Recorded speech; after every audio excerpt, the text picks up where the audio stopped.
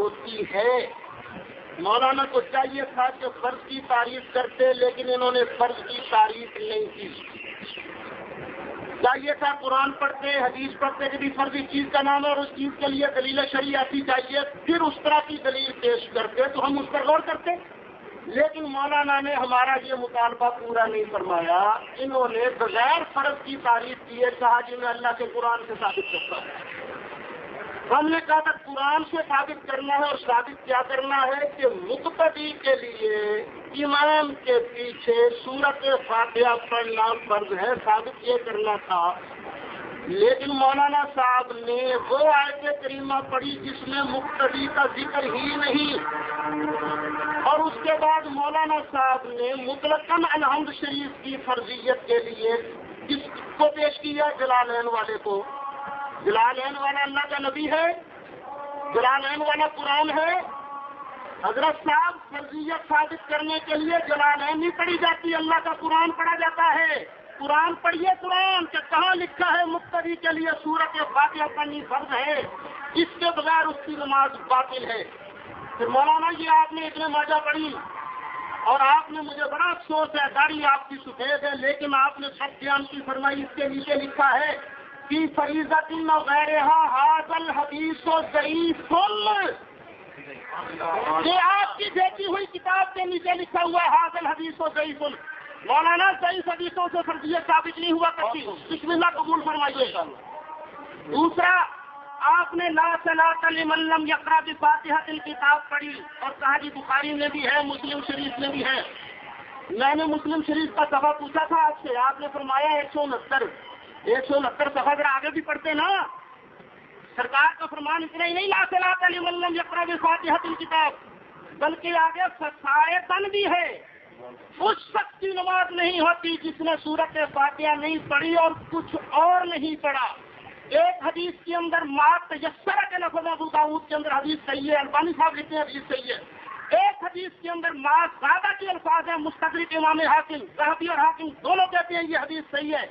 پتا چلا لا صلاۃ لمن لم یقرأ بفاتحۃ الکتاب، یہ حدیث اس شخص کے لیے ہے جو سورت فاتحہ بھی پڑھے گا، کچھ اور بھی ساتھ پڑھے گا، اور آپ حضرات کی ایمان کے پیچھے صرف فاتحہ کی قائل ہے، کچھ اور کے تو قائل نہیں۔ پتا چلا یہ حدیث اس کے لیے نہیں ہے۔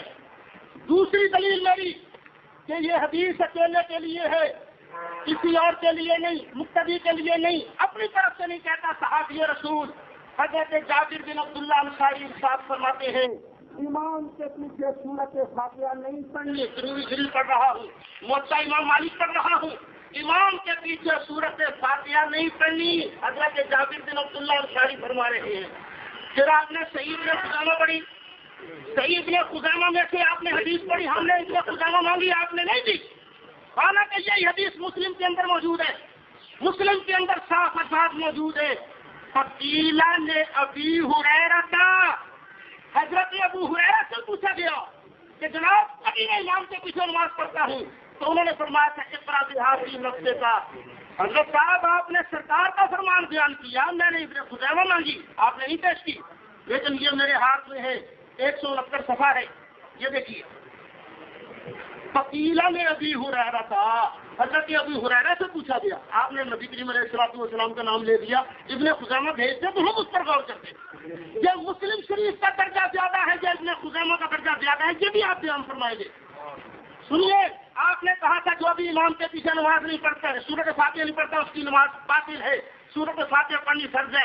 حضرت زید بن ثابت صحابی رسول ہے، فاتحہ وہی تھے، یہ وہ زید بن ثابت ہے۔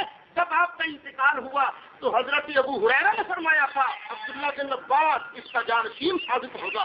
حضرت زید بن ثابت سے پوچھا گیا جناب امام کے ساتھ قرات کرنی ہے، تو فرمایا لا قراءۃ مع الامام فی شیء، کسی بھی نماز میں امام کے ساتھ کسی قسم کی قرات نہیں، لا نفی جرس کا، نہ فاتحہ کی قرات ہے نہ کسی اور کی۔ اور اس حدیث کے راوی کون ہے؟ یحییٰ بن یحییٰ، امام مسلم کا استاد ہے یحییٰ بن یحییٰ، اور یحییٰ بن یحییٰ کون ہے؟ اٹھائیے تہذیب و تہذیب، امام حاکم فرماتے ہیں سنا تو ابا علی النسابوری، میں نے ابو علی النسابوری سے سنا، وہ کہتی ہے ایک مرتبہ میں بڑا سخت پریشان پریشان تھا، تم تو فی غم شدید، میں سخت غم میں مبتلا تھا. میں نے نبی کریم علیہ السلام کی زیارت کی. خواب کے اندر سرکار نے مجھے ارشاد فرمایا سر الا قبر جہجب نے جہجہ تم جہجہ کی قبر کر جا، واستغفر، وہاں جا کے استغفار کر، سامنے اور وہاں جا کے سوال کر، تقضی حاجتوں کا، اور تیری حاجت پوری ہو جائے گی. حضرت امام حاکم فرماتی ہے ابو علی نشاپوری نے اس کے بعد فرمایا فاصبحت، صبح ہو گئی، فسألت ذلك، میں نے ایسے ہی کیا، فقضیت حاجتی، میری حاجت ہی پوری ہو گئی. تہذیب و تحقیق سے پڑھ رہا ہوں. حافظ علی الاطلاق، حافظ ابن حجر نے لکھا ہے. اب میں پوچھتا ہوں زید بن ثابت جن کا فتویٰ چلتا تھا، جو صحابی رسول تھے، جو کاتب وحی تھے، آپ ارشاد فرمائیے انہوں نے جو فتویٰ دیا کہ امام کے ساتھ قرات نہیں، تو وہ کیا بنے مسلمان رہے کہ نہیں؟ کافر تو نہیں ہو گئے؟ کیا ان کی نمازی ہو گئی کہ نہیں ہوگی؟ حضرت صاحب ان چیزوں کا جواب کون دے گا؟ صرف زید بن ثابت نہیں، آگے چلیے. حضرت عبداللہ ابن عمر رضی اللہ تعالیٰ عنہما، موطا امام مالک سے پڑھ رہا ہوں. موطا امام مالک کے اندر صاف حدیث موجود ہے. حضرت عبداللہ ابن عمر سے کسی نے پوچھا جناب امام کے پیچھے قرات کی جائے گی؟ فرمایا نہیں.